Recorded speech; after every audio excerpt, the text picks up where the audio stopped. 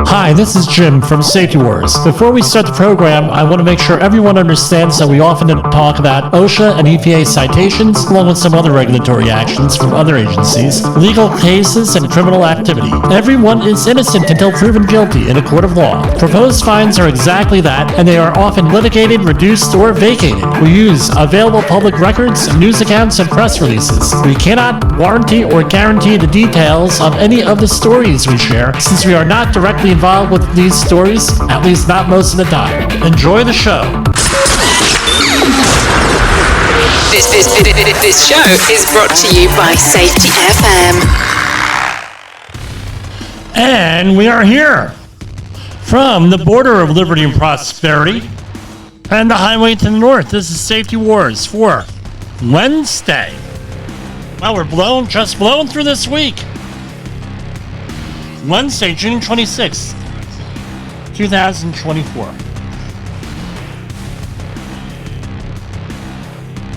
How's everybody doing? I'm having a drinking problem here. Can't keep it in my mouth. All right, so we have an exciting broadcast day. I know I got some comments on the last program here.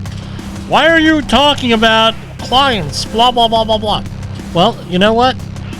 The client that I was talking about, Army Corps of Engineers, this is all on the public record.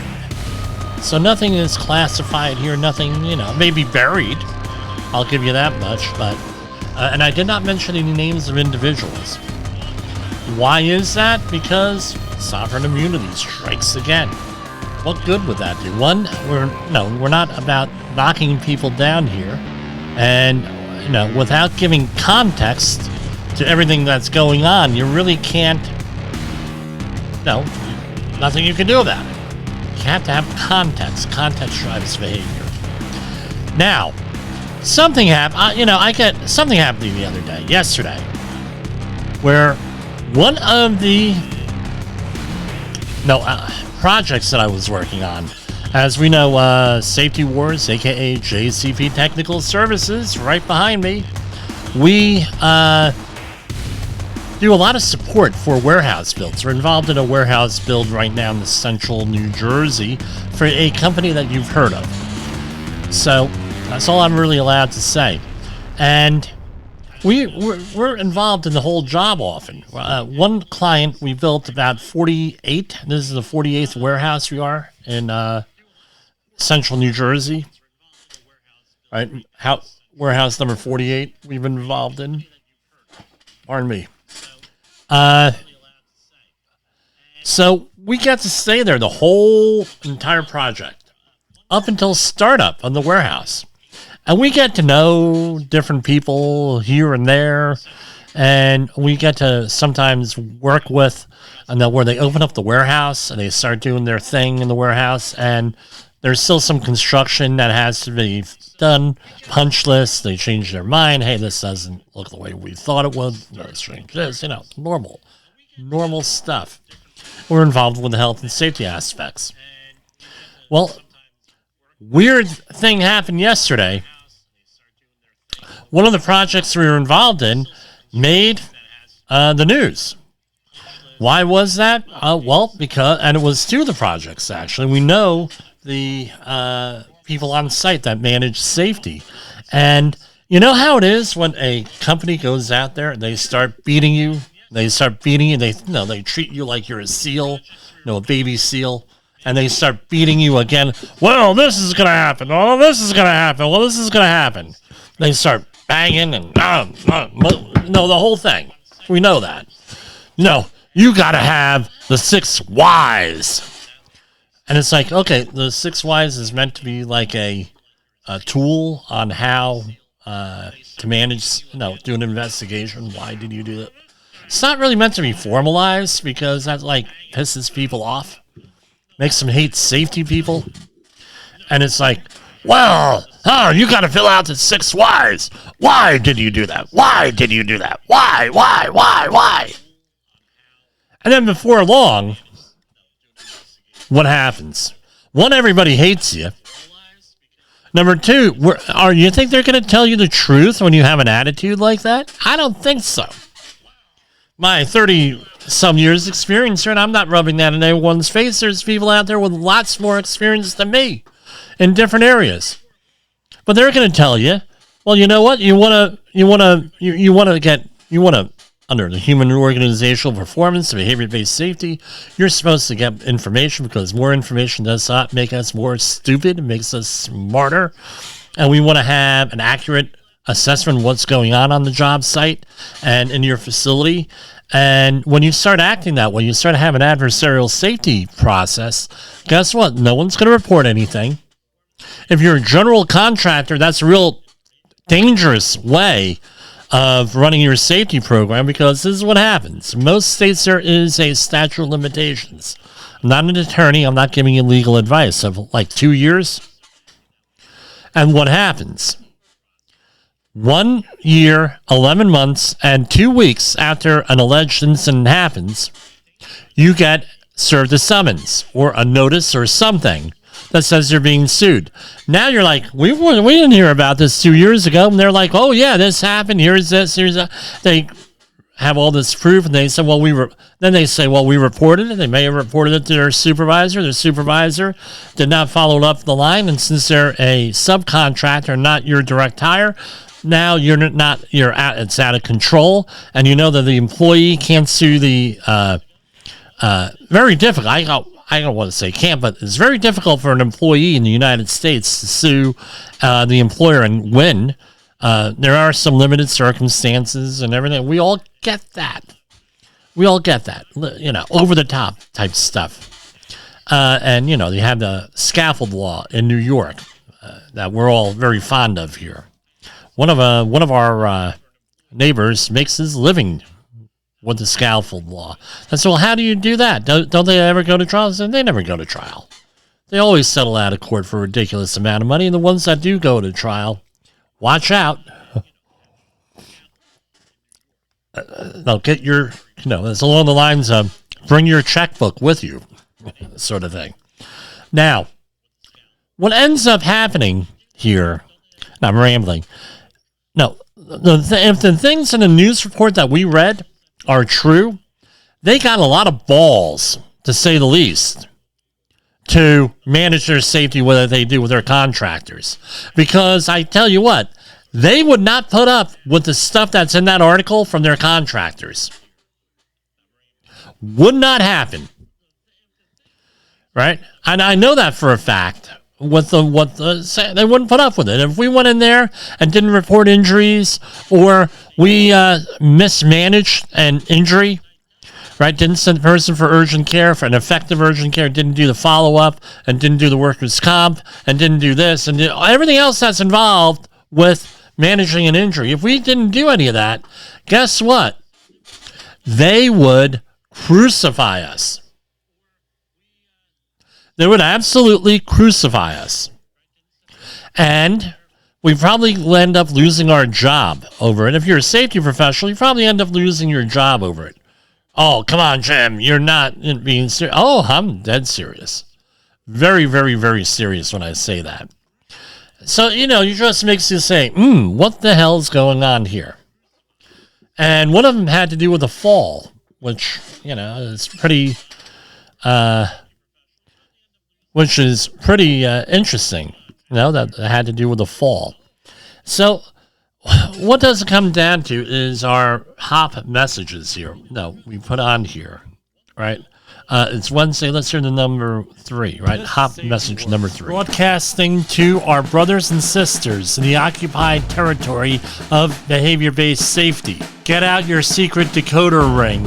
Here is your nightly message. Learning is vital. Learning is vital. So how are you supposed to learn if you're coming from that situation where you're an adversarial situation? It doesn't work. Now you have to swallow your pride and say, how are we going to manage this and everything else? Now, the other day I mentioned some Supreme Court type stuff. Stuff in the Supreme Court and court cases there. And we got the comments. Well, you're not an attorney. Okay. great. I'm not an attorney. Thank you. But I do know how to read, usually, right? Which I think most people would find that I grew up with would find that, before 10th grade at least, would find that very humorous because I always had a reading issue. And how did I solve it? Freshman year, St. Joe's been touching. You had to read 26 books freshman year. And so you read 26 books, roughly was the goal, but some of them were longer books they gave you. So I think it eventually was like 21, 22 books, and you had to write book reports on them and everything else. And in 2 years, I was able to resolve my reading issue, even though sometimes, I read stuff on the air and it's like, okay, I had the wrong idea on that one. Now, let's see if we can do a share screen on here. Oh, hold on. I got the audio hijack on. Kind of came up. Let's minimize that. And we are, hold on, screen. And, okay, there we are. Supreme Court of the United States. That should be coming up on your thing. And on your screen. We're going to go through this here. Now, why am I mentioning this? When they do come out, it's, only a couple of times a year, right, where they issue decisions. And here we have, you should be able to see this at home. So a lot of times people say things on the news. You're talking mainstream news. And we sometimes use the network news here. And 4 minutes they have. Now you could go and be like some of the other shows out there where they have multiple stories and everything else. Great. I try to shy away from that. Well, that really wasn't working from us. It's a different kind of program. I wanted to give commentary. So today we had a court decision come out, and we're going to read this up. All right. Supreme Court of the United States syllabus, Murthy, Surgeon General et al. Versus Missouri et al. Right? Under the long-standing content moderation policies, social media platforms have taken a range of actions to suppress certain categories of speech, including speech they judge to be false or misleading. In 2020, with the outbreak of the COVID-19, the platforms announced that they would enforce these policies against users who post false or misleading content about the pandemic. Platforms also applied misinformation policies during the 2020 election season. During that period, various federal officials regularly spoke with platforms about COVID-19 and election-related misinformation. They laid out a couple of examples here where they were, hey, don't do misinformation and do not address misinformation. Then you had the FBI and Cybersecurity and Infrastructure Security Agency communicated with platforms about election-related misinformation, like the Hunter Biden laptop, which has been proven to be not Russian disinformation, but true. And I told you that here on this program because I happen to have done business with the guy who reported the laptop. All right? And I knew him for a time being, and I have attendance, and I heard him on a couple of interviews, not on this network, that were very convincing to me that he wasn't a Russian spy, number one. Number two is that a very dear friend on this show, who has been on this show, knew the man personally until all this stuff went down and he had to move away. He's living somewhere, my understanding, in Colorado under an assumed name, that sort of thing. Because people were threatening to kill him over it. But no, now that's proven true, basically. That laptop is thing. Right, so they were going after him, misinformation. And we had to hear about Russia collusion, which was also known, was a lie, and everything else. So there was also been allegations, a lot of proof that the FBI was involved in tampering with the election and intimidation and things of that nature with this. Evidence. I mean, this is all out in the open. Now, right? So they actually went after and influenced this stuff. But that's not really relevant here for the whole thing. Respondents are 2 states and 5 individual social media users who sued dozens of executive branch officials and agencies alleging that the government pressured the platform to censor their speech in violation of the First Amendment. Following extensive discovery, the district court issued a preliminary injunction the Fifth Circuit affirmed in part and reversed in part.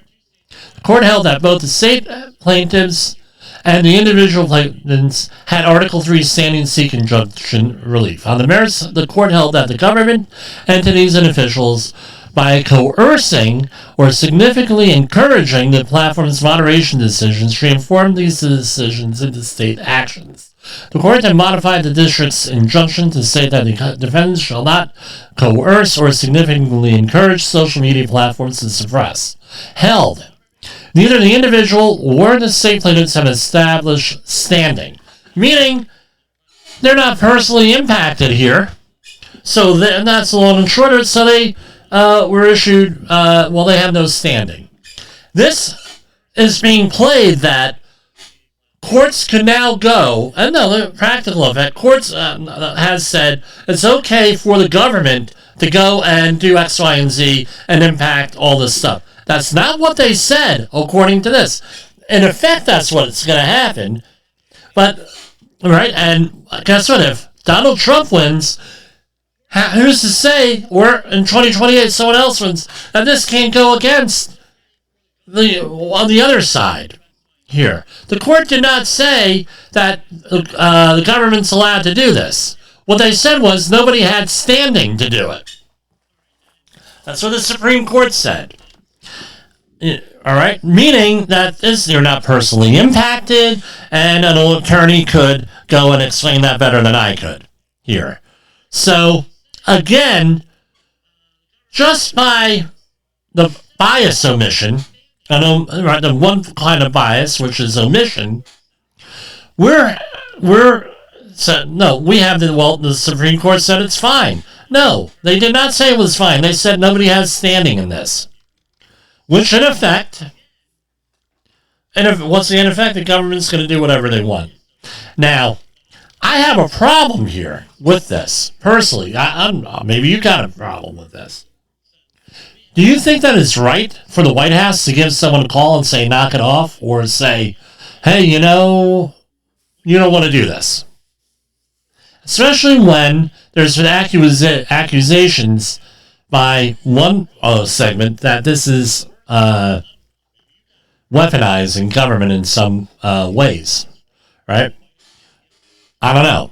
Whatever the hell that means, does lead us down a good path. Now, there were some other, what else? That basically there is no standing. You can go look it up here. So let's get down to the end. That's what they say.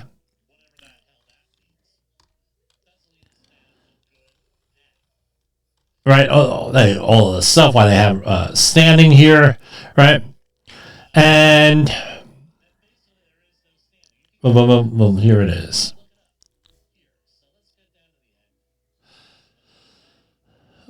The plaintiffs' counter-arguments are unpersuasive. First, they argue they suffer continuing present adverse effects from their past restrictions, as they must now self-censor on social media.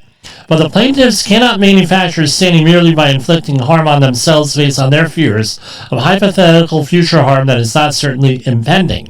Second, the plaintiffs suggest that the platforms continue to suppress their speech according to policies initially adopted under government pressure. But the plaintiffs have redressability of the problem. Without evidence of continued pressure from the defendants, platforms remain free to enforce or not enforce their policies. In other words, they are, even those tainted by initial government coercion. That means that they're private platforms. That's more significant than anything else. The private platforms, they can do whatever the hell they want. And the available evidence indicates that platforms have continued to enforce their policies against what COVID-19 misinformation, right? Even as the federal government has wound down its own pandemic response measures. Okay, let's put this where is this? Where the platforms, right, have continued to enforce their policies against COVID-19 misinformation. Well, some of the stuff out there that was deemed misinformation during the pandemic is not anymore. Yes, that is true. All right.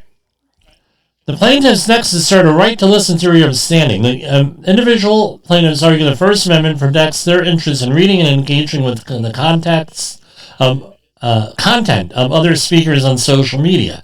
This theory is startlingly broad, as it would grant all social media users the right to sue over someone else's censorship, at least so long as they claim an interest in that person's speech. While the court has recognized the First Amendment right to receive information and ideas, the court has identified a cognizable injury only where the listener has concrete specific connection to the speaker. There's a certain case here, right? Attempting to satisfy this requirement, the plaintiffs emphasize that hearing unfettered speech on social media is critical to their work as scientists, pundits, and activists, but they do not point to any specific instance of content moderation that caused them identifiable harm. They have therefore failed to establish an injury that is sufficiently concrete and particularized. The state plaintiffs assert a sovereign interest in hearing from their citizens on social media, but they have not identified any specific speakers or topics that they have been unable to hear or follow. And states do not have third parties standing as parens patriae, right, to bring an action against the federal government on behalf of their citizens who face social media restrictions. And who did this? Justice Barrett delivered the opinion of the court. Justice Roberts and Sotomayor, Kagan, Kavanaugh, and Jackson joined. Alito, they were saying yes. Alito, Thomas, and Gorsuch, all justices, filed a dissenting motion in which Thomas and Gorsuch, JJ, joined. Let's scroll on down here. And here's the really in-depth thing right here. That's the abstract. Let's scroll on down and see if we have an abstract for the other one. You can read through this, like 57 pages. I don't normally read every piece here. And this is the dissenting opinion here.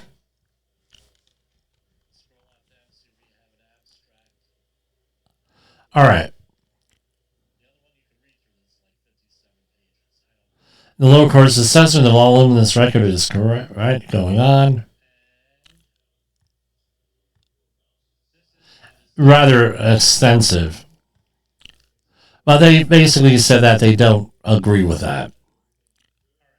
Where do we get to the final conclusion here?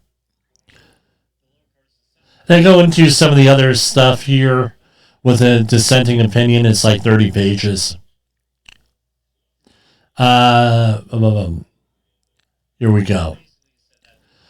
I begin with the authority of relevant officials, high-ranking White House officials, and Surgeon General high-ranking White House officials presumably speak and may have the ability to influence the president, as discussed earlier. A presidential administration has the power to inflict potentially fatal damage to social media platforms like Facebook. Facebook appreciates that what the White House could do, and President Biden has spoken openly about that power, as he has every right to do. For instance, he has declared that the policy of his administration is to enforce the antitrust laws to meet challenges posed by the rise of the dominant internet platforms. And he has directed the Attorney General and other agencies heads to enforce antitrust laws vigorously. Promoting competition in the American economy, Executive Order 14036, he has also floated the idea of amending or repealing of the Communications Decency Act. Right? Previous administrations have also wielded significant power over Facebook. In a data privacy case brought jointly by the DOJ and FTC, Facebook was required to pay an unprecedented $5 billion civil penalty, which is among the largest civil penalties ever obtained by the federal government. A matter that may well have been prominent in Facebook's thinking during the period in question is this case was a dispute between the U.S. and the European Union over international data transfers. In 2020, the Court of Justice of the European Union invalidated the mechanism for transferring data between the EU and U.S. because it did not sufficiently protect EU citizens from federal government surveillance. The EU-US conflict over data privacy hindered Facebook's international operations, but Facebook could not resolve the conflict on its own. Rather, the platform relied on the White House to negotiate an agreement that would preserve its ability to maintain its transatlantic operations. It is therefore beyond any serious dispute that top-ranking White House officials and the Surgeon General possess the authority to exert enormous coercive presence. So basically, this goes on and on and on. Basically, they said this is all baloney, what the majority said. They did have standing. Now, just the way it is, guys. Here, with that. And I'm going to continue to talk about things that interest me. And what annoys me is, we have more power right here in that smartphone. We have more access to information than probably any library ever constructed, even the Library of Alexandria in ancient Egypt. Why aren't we using that information? Why aren't we using that computing power? All right, I came across an article today about how people are getting stupider with the advent of technology. They can't read a map. And one of these things go down, what are we going to do? And we're going to continue to read stuff that nobody else wants to talk about stuff no one wants to talk about here on Safety Wars. Our second article from the Supreme Court is right here. Hold on. I tell you what we're going to do. We're going to go to commercial break. And we'll go from there. All right? Okay, hold on. Have you listened or watched the Safety War Show? It does stream live on the radio and on the streamer-emers that we have. So if you have not taken a listen to Jim Bolzel and what the hell he's doing every evening with Safety Wars, I would strongly encourage you to take a view or take a listen, whichever option is available for you, and take a listen to what the hell he has going on. It will take some deep dives and some information that you might be interested in. In a world where danger lurks in every corner, one man stands as a beacon of hope. Jim Bolzel, a veteran safety expert with over 3 decades of experience, now bringing his knowledge to you with Safety Wars. Engaging, informative, and always relevant, that's Safety Wars. Join the safety revolution with Safety Wars, available on Spotify, Apple Podcasts, YouTube, and wherever you get your podcasts and videos. OSHA recordables, catastrophic losses, environmental disasters. You want answers? So do I. This is Jim Bolzel with Safety Wars. That's my daddy! Alright, we're going to go, and another case here. All right, why don't we talk about this, about Safety Wars? The access to good information is critical for us to do our jobs as safety professionals. It's just the way it is, right? So that's why this impacts us. Now this is a little bit here, right? Federal and state law distinguish. This is another court, Snyder versus United States. Federal and state law distinguish between two kinds of payments to public officials. Bribes and gratuities. Bribes are payments made or agreed to before an official act in order to influence a public official with respect to that future official act. Gratuities are typically payments made to a public official after an official act as a reward or token of appreciation. While American law generally treats bribes as inherently corrupt and unlawful, the law's treatment of gratuities is more nuanced. Some gratuities may be innocuous, and others may raise ethical and appearance concerns. Yeah, this is like the pot calling the kettle black here, right? Federal, state, and local governments have drawn different lines on which gratuities and gifts are acceptable and which are not. For example, Congress has established comprehensive prohibitions about bribes and gratuities to federal officials. Federal official, right? So, for example, for a bribe, you have a 15-year maximum prison sentence, a prohibited gratuity, and you have a 2-year maximum prison sentence. And this goes on a little bit more into the history of this.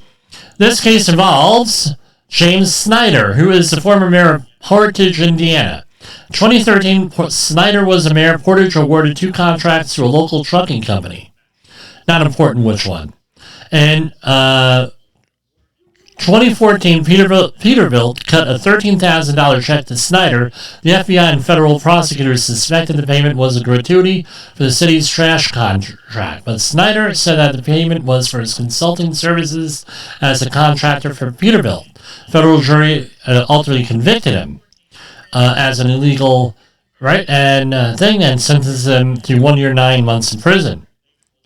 On appeal, Snyder argued that the relevant statute number 666, criminalizes only bribes, not gratuities. The Seventh Circuit didn't agree and affirmed it. So this is held. Section 666 prescribes bribes to state and local officials, but does not make it a crime for those officials to accept gratuities for their past acts. And they lay out a whole bunch of reasons here. 6 reasons taken together lead the court to conclude that the statute that he was convicted under is a bribery statute and not a gratuities statute. Right? And it goes on and on and on. And it lists all the reasons there. By the way, if you hear an alarm, we're having a thunderstorm come through. So if we get knocked off the air, we'll see it on Friday.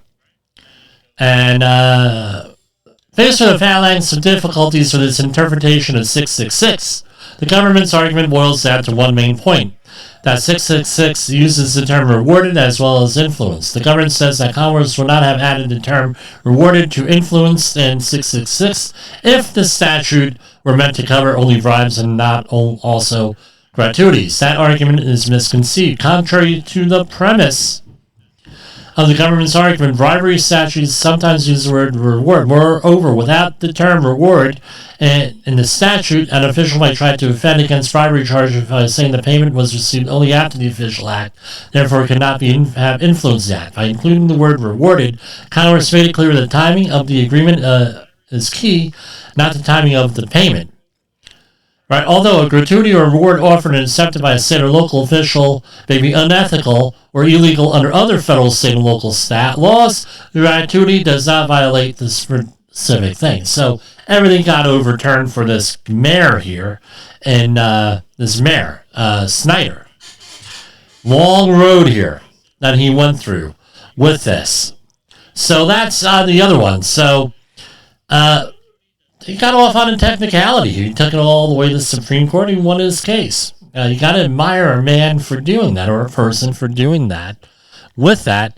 And as I like to say, and I remind my beloved bride, right? There was a case here locally here with having to deal with a group of people who got denied gun permits in Westchester County, and I said, I think they done messed with the wrong people there. That was in 2009, and guess what? All the gun laws, a lot of them were overturned because they took it to the Supreme Court. So, suggestion, all right? No, and it's an old movie line from Clint Eastwood. I think it was Clint Eastwood to say that. Did your mama ever tell you that there were people that you shouldn't mess with? Yeah, well, I'm one of those people. And that's that's the moral of the story here. You know, you just don't mess with certain people. You just leave them alone. Now, coming down here. All right, we're going to go to our regular OSHA stuff here in a minute, and we're going to go, since we're not going to be on the air, we'll use our HOP message number 4. This is Safety Wars, broadcasting to our brothers and sisters in the occupied territory of behavior-based safety. Get out your secret decoder ring. Here is your nightly message. Context drives behavior. Context drives behavior. All right, so we're going into our own, our usual stuff here. Let's see. Can we do the entire screen? No, I just want that one. And here. All right, Department of Labor begins debt collection against an Ohio landscaping company barred from federal worker program after owner allegedly threatened workers. The company was ordered to pay $169,000 in wages and penalties. U.S. Department of Labor has initiated debt collection procedures against a landscaping company that allegedly threatened workers for cooperating with a federal investigation that found the company and its owner owes a lot of money because of back wages.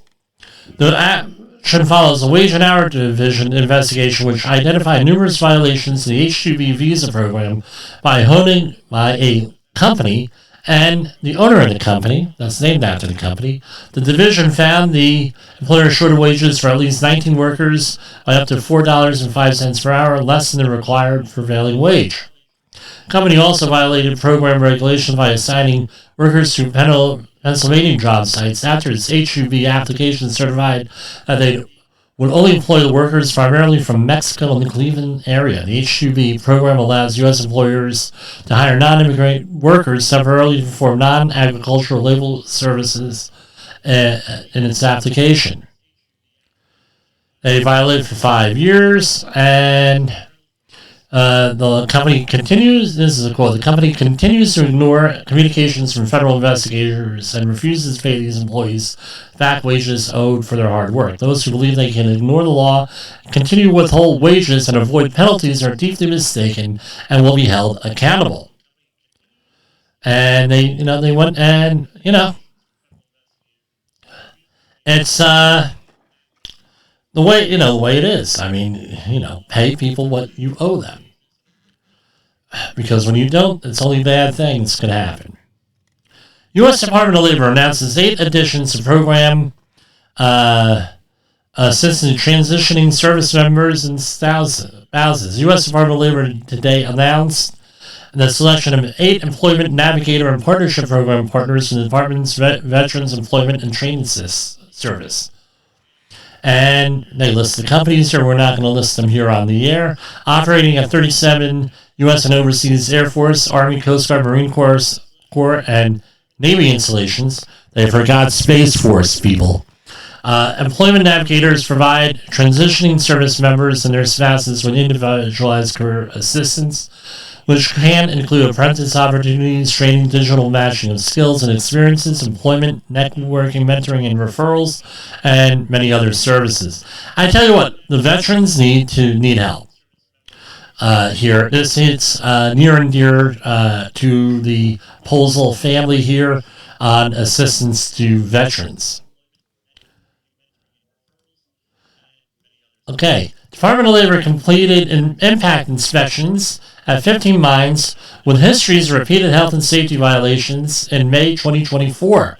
The U.S. Department of Labor announced today that its Mines Safety and Health Administration, MSHA, completed impact inspections in May 2024 at 15 mines in 12 states, leading to the agency to cite 300 violations and 1 safeguard.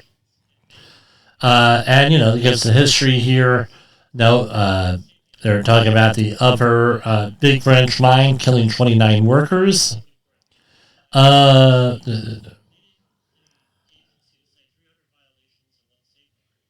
Let's see what they were. Can they link us to where they are? Ooh, I think I might have to zoom in on this one.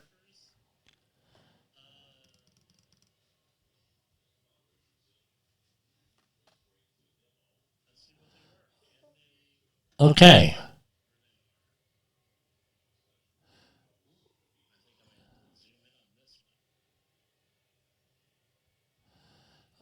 I don't even know how to read some of these. So they list them here with this land. And these are the violations here. Hold on. Anything of note? Well, they give the breakdown, which is good. To be honest with you, I wish... no, I don't know if OSHA even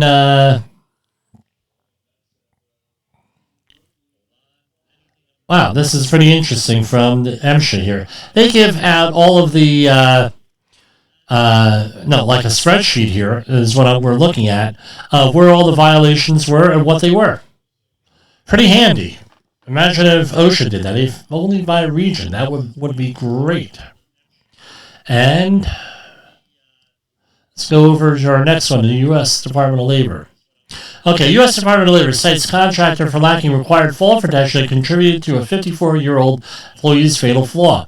A 5-man crew's first day working to remove tar and stone from metal roof panels at a Macon warehouse outside of Atlanta, I guess, ended abruptly in November 2023 when a 54-year-old laborer tragically suffered fatal injuries after stepping on a skylight and falling about 19 feet. I've had to investigate one of these. It's not a pretty thing. And the one that I investigated on, a 19-year-old kid fell about the same height. The only thing, and what happened was, first of all, if it would have been me under the same circumstances, I would have been dead. But because he was 19 and very resilient, and the other thing was that he fell literally in front of an EMT, an off-duty EMT. And the off-duty EMT said threw keys to one of the workers and said, "Go to my truck and get the shit and call 911." In that case, right? So they were able to get immediate medical attention. The person survived. Screwed him up for the rest of his life. But he survived. Investigators with OSHA determined the employee of a certain company stepped on the skylight after dumping debris off the warehouse's roof. The ambulance rushed the worker who suffered severe injuries. He died, obviously severe, to a nearby hospital where they succumbed to injuries hours later. The company failed to notify OSHA of the incident within the required 8 hours. Now, this is what we'll see how much they whacked them for here. Now, in the heat of the moment and being this upset, I think of the Alec Baldwin and the Rust set, with how upset Alec Baldwin was during that whole thing. Things aren't going through your head exactly. This is why you have, exactly at the time, this is why you have to have, and I hate to say this, you have to have an emergency action plan, EAP, that has the information how to respond to an emergency, including a fatality. You have to have that. Why? Because you're not going to be thinking, call OSHA, especially if you have a heart. Oh, maybe I should call OSHA. The other thing that gets this, often companies that get this type of citation, I'm not saying this is actually what happened here, but no, I'm trying to add a little bit of context with things that I've seen already. A company goes out there and has this sort of thing. No, they think that because the police or the ambulance or the government was already knowing about this, that doesn't count. You have to call OSHA yourself. After more than 20 years of experience as a roofing and framing contractor, the company should know the work its employees do is dangerous and potentially fatal, especially when safety protocols are ignored, said OSHA Area Director Joshua Turner in Atlanta.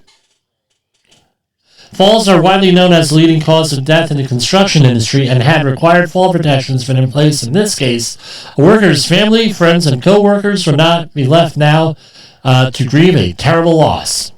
9 serious violations.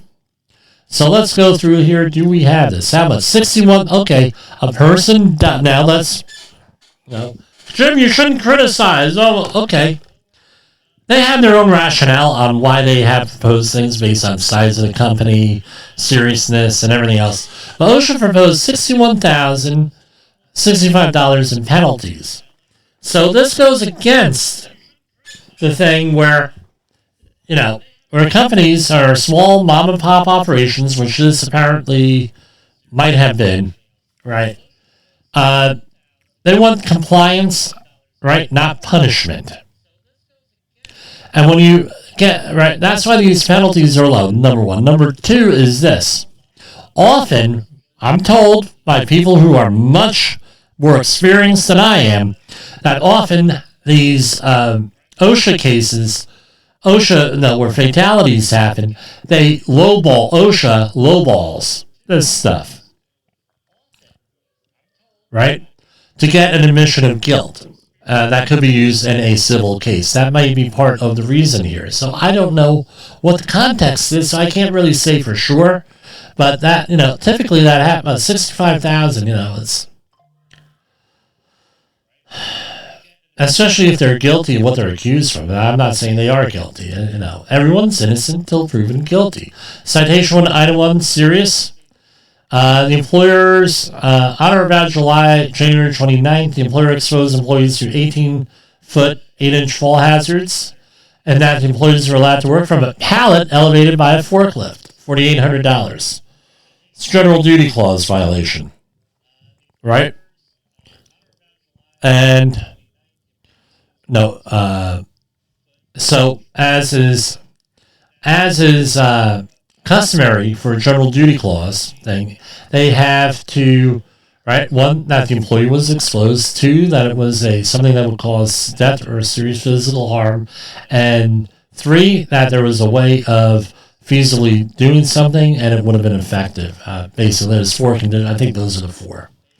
But anyway, okay, I'll look it up for all of you folks here, because I should have that. I used to have that right here. So here. Hold on, let's go. I'm going to look this up right now, and we're going to go stop sharing screen, because God knows, right? God knows what comes up in these things when you go to Google or anything, right? So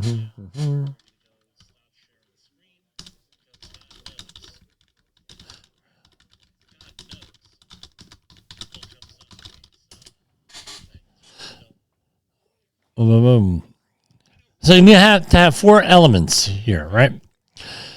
The employer failed to keep the workplace free of a hazard. The hazard was recognized. The hazard was causing or likely to cause death or serious physical harm. And 4, there was a feasible and useful method to correct the hazard. Hard to keep all this stuff current in my mind. So the employer did not do any of that. So, again, an OSHA has to identify that in their thing, right? No safety glasses. An iron face protection, $2,700. Again, 6-foot fall protection. Construction, you need some kind of fall protection. That was $4,800. And each employee walking surfaces is not protected from falling through holes, including skylights more than 6 foot above lower levels by personal fall arrest systems, blah, blah, blah. You need to have that. That's $16,131. Now, there is one of my warehouse clients that actually there is a engineered grid that goes underneath these skylights where if someone falls through them, they land on the grid. Probably could retrofit a lot of these skylights with that. I'm just saying, again, you're relying on the employee not to walk on a skylight. That's what you're relying on. Now, is it possible that the skylight was obscured and you can recognize this as a skylight? Yes. I've been in those situations, but that's not the typical situation. So some type of guardrail is, right, people put up, something like that. Again, try to eliminate and engineer out the hazard before you're going to be relying on the rule, don't walk over there, don't walk on skylights. Guess what? Worker may do it inadvertently. Hierarchy of controls, right? Citation 1, item 6, employer did not provide a training program. You can give us a call, $4,800. The employer exposed employees to struck by fall hazards and that forklift training was not provided to employees operating forklifts. Engaged in roofing and framing activities, $4,800. No training. Portable ladders were used for access to an upper landing surface, and the ladder side rails did not extend at least 3 foot above the lower landing. $4,800. Again, that's a work rule violation on that. You got to keep an eye on that because workers will not follow rules all the time, just the way it is. It doesn't make them evil, doesn't or anything like that, but it is, in there. 4,800-839. Citation 1, item 10. The employer did not provide a training program for each employee using ladders and stairways where necessary. $4,839. Citation 2, item 1. The employer did not report within 8 hours of death of an employee. On or about November 20th, the employer did not report a work-related fatality of an employee to OSHA within 8 hours. The work-related fatality was reported to OSHA on almost over 2 months later by the descendant's brother-in-law. $3,457. Right? And that is where the site visits, right? I don't know. When were the site visits? Do they list it here? Again, that's you don't report this, and they have come out 2 weeks later, 2 months later. You're gonna have yourself a problem, guys. And I use that generically, that term. All right, you're gonna have a problem. This is out of Smyrna, New York. Inspectors with the department's OSHA found that a company in Tennessee failed to provide workers. The worker was fatally injured, and 3 other employees with effective fall protection. Right, and this was at Syracuse, New York. Smyrna, right? That's outside of Syracuse, if memory serves you right. Again, did not evaluate respiratory hazards. Or anything else. Let's see what this says. We may end up going overtime here, folks. You can pick this up if it works on the podcast for your Safety FM people or on the video cast when I upload this. I wasn't sure whether the video would work. We're using the new software here, and I am trying to get the handle on it. $83,885 in penalties. Here are the citations. Right. And again, everybody,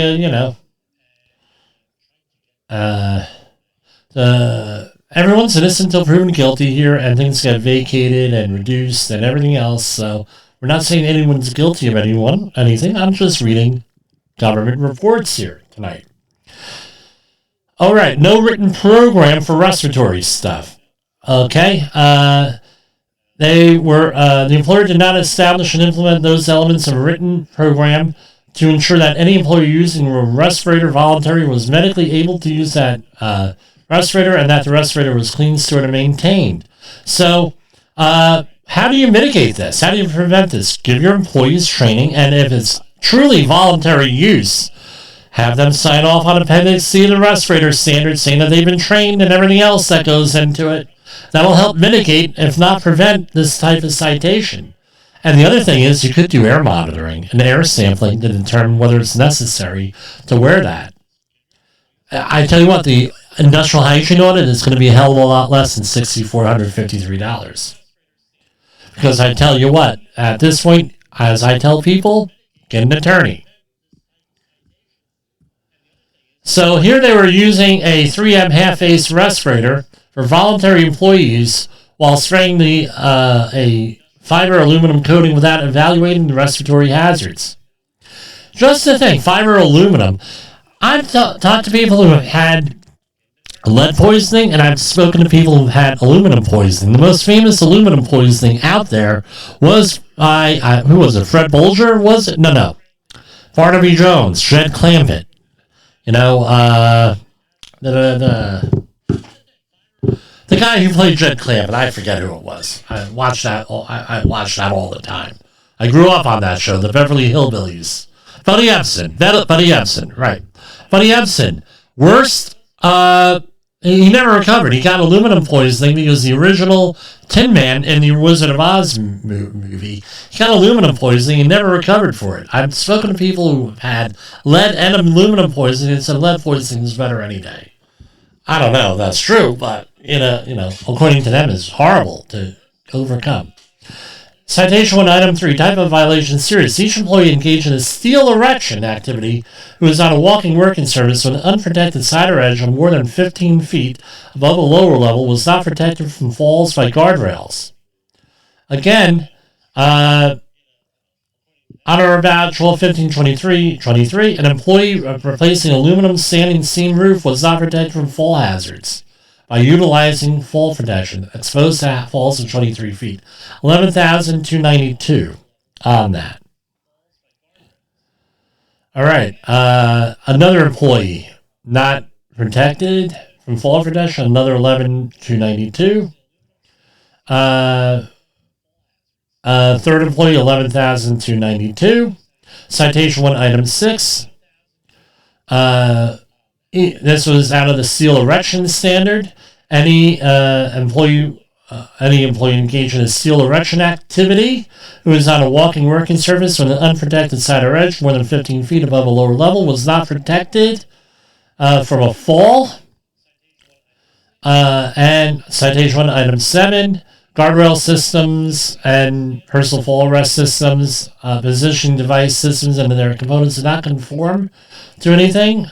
Right? So this is another one that's a little bit tricky. On or about 12/15/23, the site located, blah, blah, blah, blah, blah. Hold on. Let me see how many minutes I have left here on Safety FM. Okay.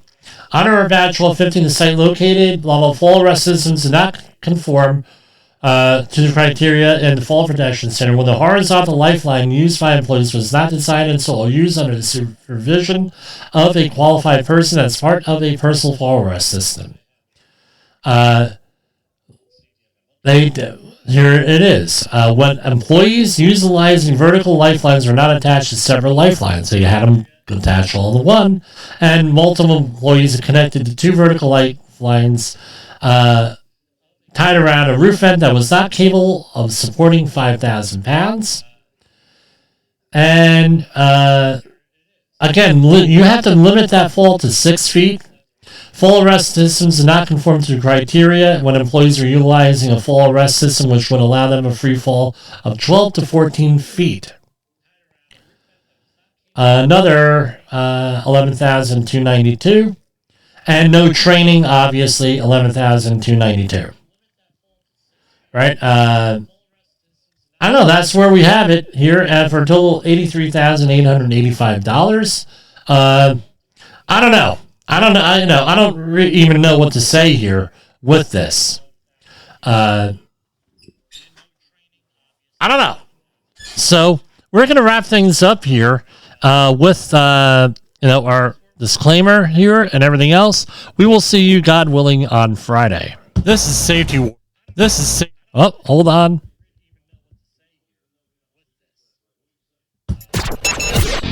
The views and opinions expressed on this podcast are those of the host and its guest and do not necessarily reflect the official.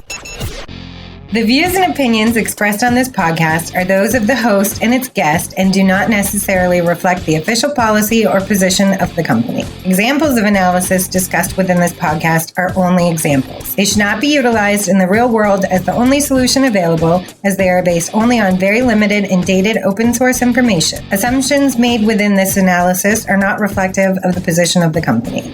No part of this podcast may be reproduced, stored in a retrieval system, or transmitted in any form or by any means, mechanical, electronic, recording, or otherwise, without prior written permission of the creator of the podcast, Jay Allen.